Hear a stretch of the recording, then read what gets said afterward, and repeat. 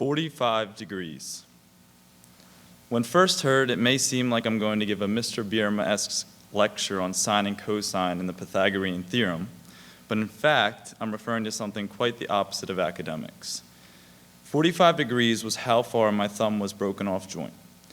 In the 6th game of my senior year season, with only a few seconds left in our game, I broke my thumb. And in those moments, sitting on the side of the court, thumb in ice, face in my shirt to hide tears, I had a decision. I could let this possible season-ending injury break me, depress me for weeks, and hinder my ability to support my team, or it could challenge me and give me that same competitive adrenaline to beat the injury as to beat an opponent. I chose the latter, but only through God's grace and power. I truly believe God builds strong Christian men and women in life's toughest trials.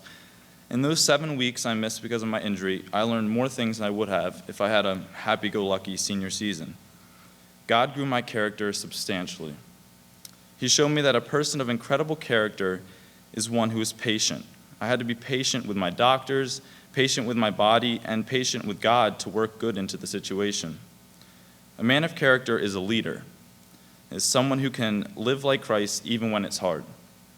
Without being able to make that big defensive stop or hit the big three, I had to be a leader in other ways, supporting my team through cheering them on, pushing them at practice, and being a player coach were all ways that I could lead.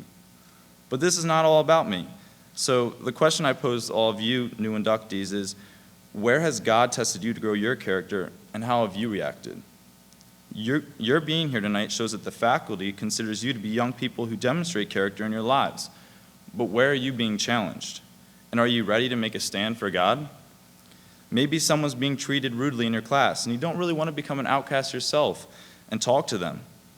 When your teacher in a specific class gave an impossible test, and everyone is complaining behind his back, will you join in? Mr. Struck says, "One more hill." Will you accompany others in their grumbling and complaining? Don't take these situations as annoying moments where you have to be good and not have fun with others, but instead accept them as challenges where you get to beat the ultimate opponent, sin.